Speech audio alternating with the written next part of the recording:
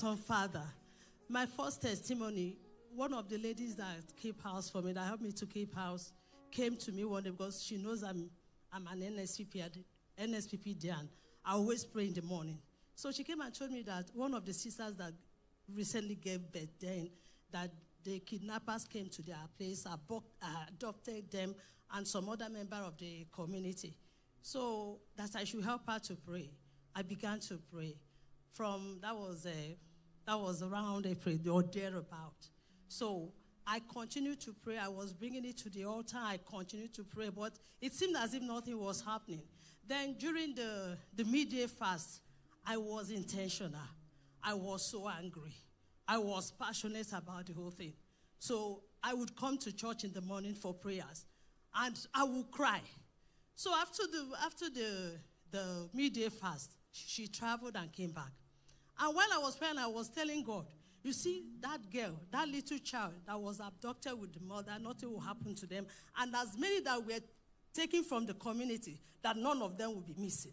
So at the end of the day, she came and she told me, Auntie, something had happened. I said, what? She told me that the people that were taken from the community had been released, that nobody was lost, no life was lost. The baby, even though when they were released, their health was so bad, they were rushed to the hospital immediately. But at the end of the day, the baby was okay, the mom was okay, and no life was lost. And the people gave a testimony that in the camp, they were killing people every day, but no life amongst them was lost. Praise the Lord. Then the second testimony, that's this woman that calls me Ada. I adopted as a mother. She has been a mother to me. Early this year, around February, she called me that something is happening to me. That my legs started swelling, and before anybody could say anything, it just busted open and it became very bad. That I should help her pray. I asked her to send the pictures to me, that I'll bring it upon the altar and I'll pray. That was February.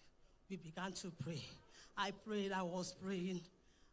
From February, she was doing everything. She would go to the hospital, nothing was happening. In fact, a day came, she told me that she went for the wound to be dressed, and they were scraping off rotten flesh from the leg.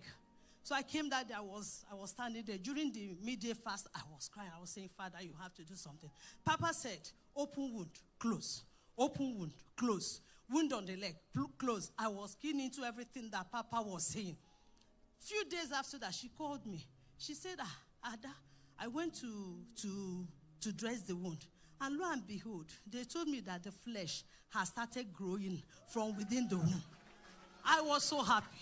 So yeah, I kept praying, but look at the wound now. The wound is healed. And she promised me that she's going to come by herself to testify of the goodness of the Lord in the land of the living. My third testimony. Please, Papa, the church, indulge me. I made a vow during the Ghana conference that when God does this thing, I will dance on the altar. I will start the testimony with a dance, and I will end the testimony with a roll on the floor. Please allow me dance.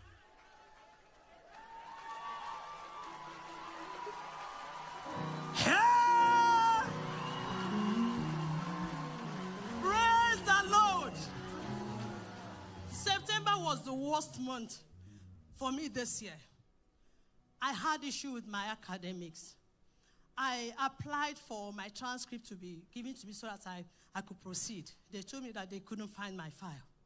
My first daughter graduated last year. They withheld her results. So many issues. My second girl graduated on the 20th. My son did his WAEC. They withheld the result. Now, the second girl finished her studies in the school, told me that this was a girl that had never had any carryover. From the day she entered into the school until the day she finished her exams, she had never had any carryover. Even some of her friends dropped by a year, by 2, by 3. Some even left the faculty because they couldn't continue. But she had never had any carryover. Then she told me, Mommy, that she failed one course. I was like, this is not it. By now, I already have 4 issues on academics. And I remember what somebody told me. He told me, see, you are going to suffer. You are going to be in pain. You are not going to have peace. Everything is going to be working against you. And to compound it all, the person's auntie saw my children the day they went to visit her and told them, so your mom wants to train you. We will be the one that will decide what she will get from you. So when the whole thing started, I knew it was not normal. I brought it to the altar. I began to pray.